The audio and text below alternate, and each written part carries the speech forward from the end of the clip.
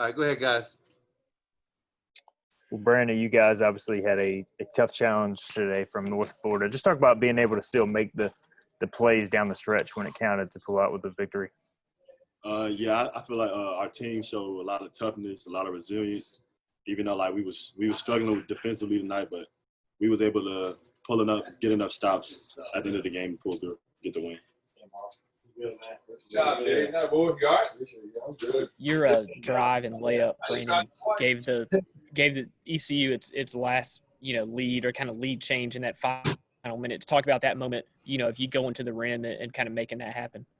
We had a good JJ drove it real hard on the wing, forced rotation. They swung it to my end, and I just took what they gave me, just got an open layup from rotation. So how surprising was North Florida to you guys tonight as you play a team that's 0-6? They came in here and played surprisingly well. I don't think it was surprising. We knew like they was a great three-point shooting team. It was just hard to run them off the line. But then we figured out how to get enough stops at the end of the game to just get the win. So we just got the win is all that mattered. Brandon, talk about the very fact you're 5-0 now. You guys haven't played, I think you would say too, your best basketball yet. And you look up and you're 5-0, your first conference game next Wednesday. How does it feel to not be playing your best basketball, but you're still winning, finding ways to win? Yeah, it feels good, but it shows that we got a lot to work on still. Like we can't get comfortable with winning. We still gotta figure out, work on our bad points, and just get better for next week. Because we know conference coming up, so we know it's gonna be a harder challenge. So we just trying to stay undefeated. Brandon, these late game situations you guys are in, back-to-back games, how much does this kind of pay dividends and get you guys experience down the road for games similar to this? Yeah, it gave us a lot of experience, especially from last year, because last year, like as y'all know, we lost a lot of close ones at the end of the game because we was a young team, we didn't know how to finish. But it's kind of good that we're going through this now so we can learn how to win at the end of the games.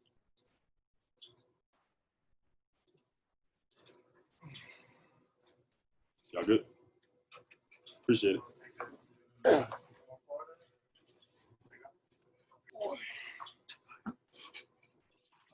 All right, brother.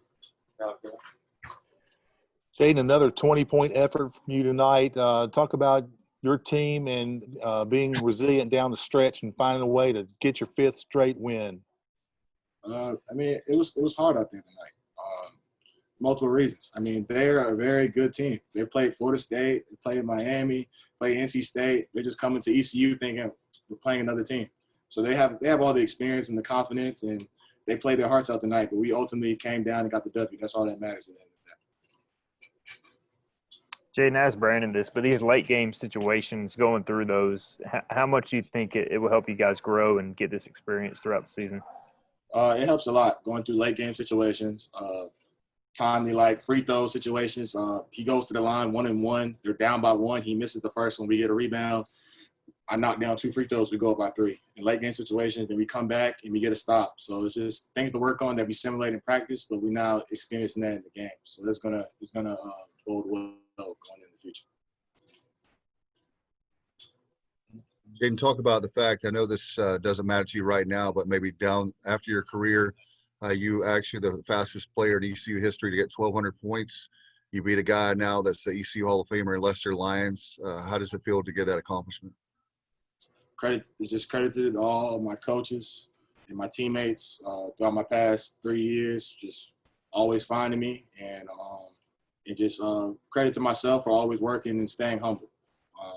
It's a nice accolade to have, and definitely look forward to the future to celebrating that, and further down the line with hopefully many more. But yeah, it's very cool. I'm very fast. I'm very humble, and it's a great honor to pass such a great player. Hey, Jayden, I know at the beginning of the season we asked about what it would be like to play in these empty kind of arenas and whatnot. Y'all obviously are 5-0 and enjoying playing at home. What has it been like now? Y'all have gotten hot, but you've done it without a lot of fans here. Something's working for y'all, right, at home, even though it's a kind of weird environment? It's good. The bench is way more lively than it's ever been. The guys starting defense chants, getting hype at the shots, calling out plays. It's been great for team bonding. And I think it's great that everyone's supportive, and no matter how many minutes you're playing, that everyone has a role. Everyone has a role in the team and feels like they're in the game. So it's been great and active. And when I've been out, I've been joining them on the bench. So it's a great feeling. It's a great feeling. Do you miss the fans, I guess, at all, especially a game like this in Wilmington where it's close and overtime, that type thing? Miss the fans big time. I know it probably sold out dates right now in Greenville. If they were able to attend 5-0, coming to watch the Pirates, supporting us, they always love to support us. And we got something for them to see. It's must-see TV right now for the Pirates. Good. Thank you.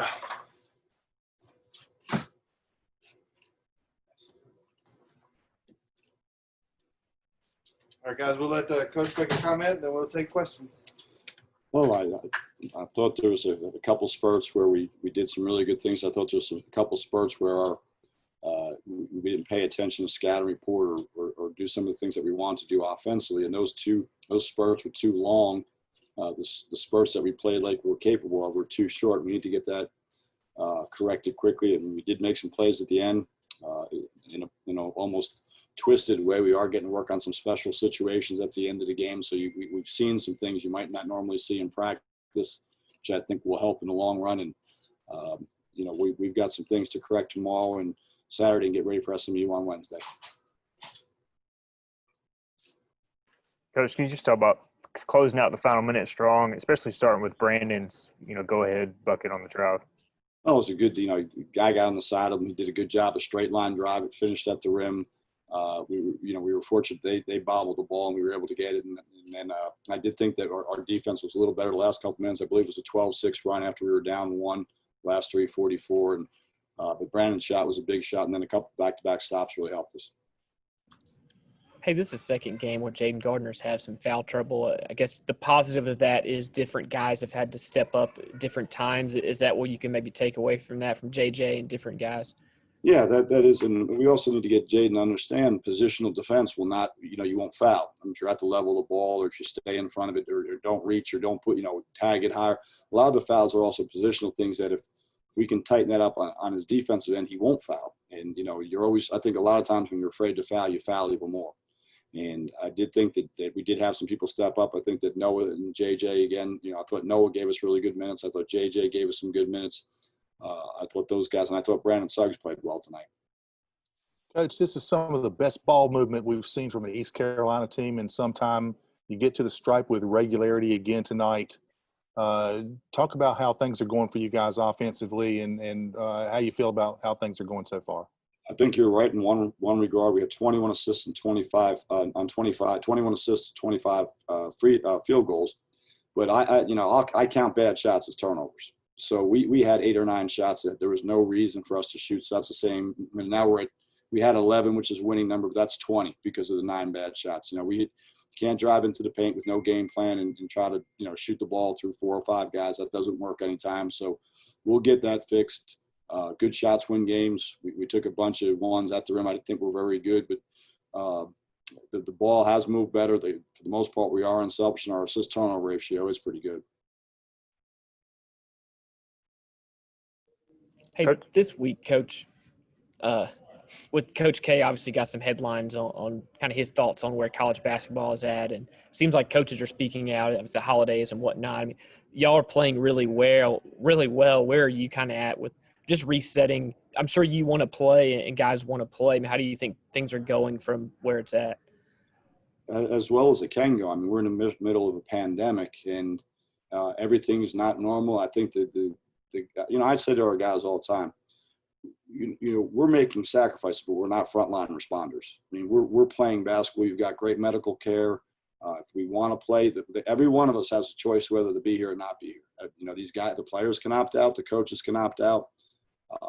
It's been known to those guys, made mention to those guys a number of times they can do it. And I do think that they are making sacrifices to, about their family, but they're also getting rewarded because they get to play a game that they love. They get the opportunity to play a game that they love. I like our team. I like being around them. It's no fun for some of us on some of these situations. But the flip side of that is we get to play the game that we want to play. And like I'm saying, these guys. We're not first responders. We're just playing basketball. It's not that complicated. Coach, I know that there's always stuff you guys want to clean up as coaches, but 5-0 at this point going into conference play, I mean, how much does that help the confidence, and where do you kind of think this team is right now? One of the things in learning how to win is understanding that you play the same way every game. That doesn't mean you have the same game plan. It's the same approach. And I think one of the things, and when you're a coach, I think we need to be harder when you're being successful, because the most natural thing to do is to take your foot off the gas a little bit. Now it's time to get better and to be even harder. It's when you lose some games that you need to sort of finesse some things. So we need to not worry about, we need to worry about getting the 1-0 in the American, and not this is past us. Let's go ahead and let's be mature. Let's figure out the things that we didn't do well, some of the things that we see, and let's move on down the road from there and get ready for SMU. Coach, I was a little surprised about the way North Florida came in here and played as well as they did tonight. How do they compare to some of the teams that you've seen so far, and what was your general take of North Florida? They'll be a top third of the team in the Atlantic Sun. No disrespect to us, but they've already played at Florida State, and NC State, and Miami. I mean, I don't think that the fear factor of coming to play the Pirates was if I'm them, I'm looking at this is a game we could win.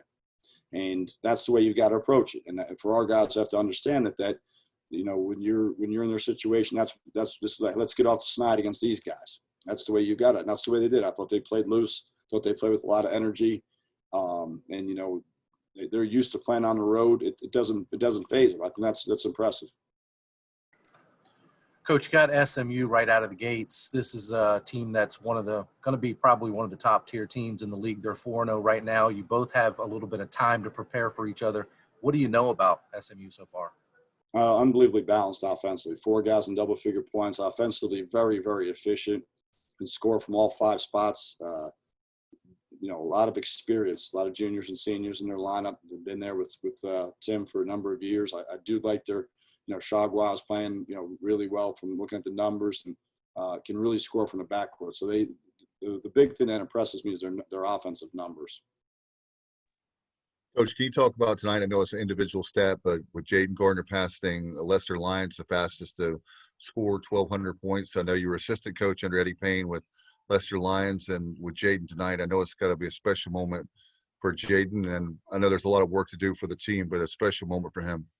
No, you look back on these things; those are cool deals. I mean, and you look back at you coach Lester and the success he had in his career, and obviously Jayden's success so far. But it's even those are things to look back later. Right now we'll worry about that stuff at the end of the season. Let's try to get better and win some games. Worry about all those other things later. Anybody else, guys? Thanks, guys. Have a good night. Thanks. Good night.